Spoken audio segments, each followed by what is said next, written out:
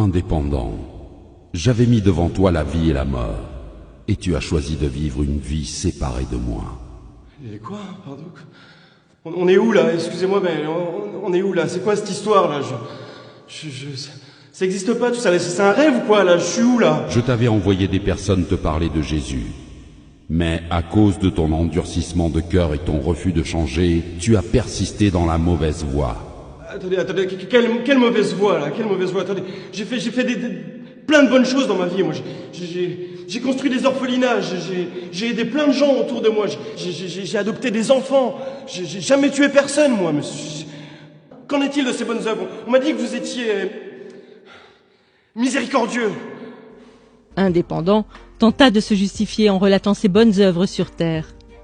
Cependant, c'est par la grâce que nous sommes sauvés par le moyen de la foi. Ce n'est point par les œuvres, afin que personne ne se glorifie. La sentence était irrévocable pour lui. Écoutez-moi, personne m'a dit que j'allais aller en enfer si je n'acceptais pas Jésus, si je ne croyais pas en Jésus. Personne me l'a dit, ça. Non. Je savais pas ce qui allait se passer. Laissez-moi me justifier au moins. Laissez-moi me justifier, je veux pas aller en enfer. Écoutez-moi! Ah! Hervé est mort d'insolation. Une après-midi de forte chaleur sur son lieu de travail. Quelques jours avant son décès, un jeune passant l'a évangélisé en lui remettant une carte oserjésus.com. Il ne réalisait pas, mais le fait d'avoir cru au Seigneur Jésus dans son cœur et de l'avoir confessé de sa bouche lui vaudra de passer le reste de sa vie dans le paradis de Dieu. On l'appellera Dernière Minute. C'est donc le regard dubitatif que Dernière Minute se présenta devant le trône. Dernière minute. Je t'avais appelé à faire de grandes choses durant ta mission terrestre. Mais je connais rien à tout ça, moi. J'ai croisé ce jeune dans la rue, il y a quelques semaines, qui m'a parlé de Jésus, qui m'a dit que Jésus est mort par amour pour moi, de mon identité en Christ. Et naturellement, j'ai cru à cette parole. Aujourd'hui, je suis là, mais je vous assure que si on m'avait dit ça plus tôt, j'aurais gagné énormément de temps dans ma vie. J'aurais accompli les plans qui étaient prévus pour moi. Pourquoi tous ceux qui croient en toi ne témoignent pas de leur foi? Pourquoi? En effet, quiconque invoquera le nom du Seigneur sera sauvé. Dernière Minute a fait le bon choix, peu de temps avant sa mort. En répondant à cet appel au cours de sa vie, son âme sera dans le repos pour l'éternité.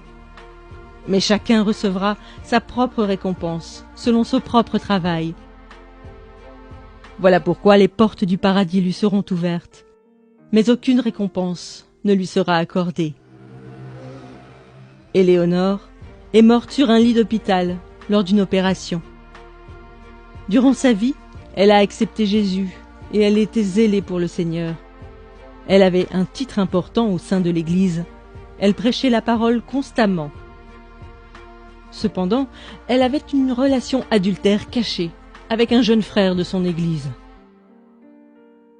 Elle a cru que le fait d'être utilisée par Dieu lui permettrait d'obtenir son passeport pour l'éternité. On l'appellera Double Vie. Double vie. Tu avais pourtant bien commencé la course. Pourquoi ton cœur s'est-il éloigné de moi? Mais Père, comment ça mon cœur s'est éloigné de toi?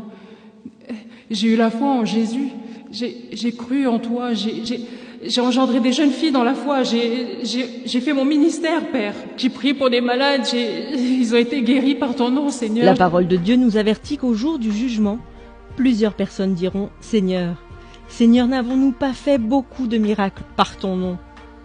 Alors Dieu leur dira ouvertement « Je ne vous ai jamais connu.